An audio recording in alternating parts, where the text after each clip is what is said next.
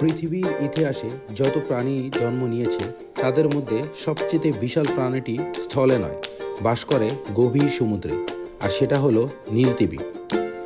নীলতিমির দৈর্ঘ্য হতে পারে প্রায় 30 মিটার, আর ওজন পৌঁছাতে পারে 180 টন পর্যন্ত। শুধু তার জিহ্বার ওজনই একটি হাতির সমান হতে পারে। একবার কি ভেবে দেখেছেন? তার বিশাল দেহে নীলচে ধূসর রঙের, পানির নিচে যা নীল আভা ছড়ায়। বিশাল হওয়া সত্ত্বেও নীলতিমি অত্যন্ত শান্ত এবং নিরীহ প্রাণী।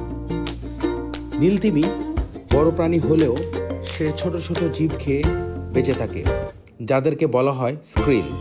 প্রতিদিন এই নীলতিমি প্রায় 4 টন স্ক্রিল খেতে পারে।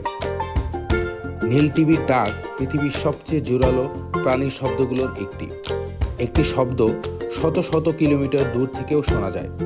তার এই শব্দের ব্যবহার করে যোগাযোগ এবং পথ খুঁজে নিতে পারে তারা।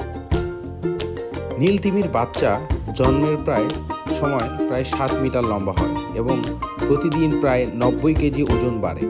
মায়ের দুধে প্রচুর চর্বি থাকায় নীলতিমির বাচ্চারা দ্রুত বেড়ে ওঠে। একটা সময় মানুষ অবৈধ নীলতিমি শিকার করত, তাই এটা প্রায় বিলুপ্তর পর্যায়ে।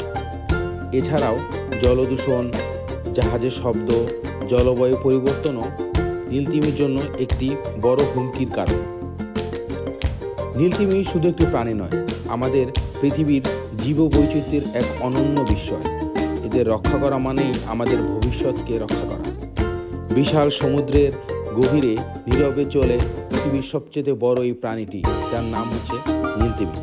এরকম আরও মজার মজার ভিডিও দেখার জন্য আমাদের চ্যানেলটির সাথে থাকবেন। ধন্যবাদ সবাইকে।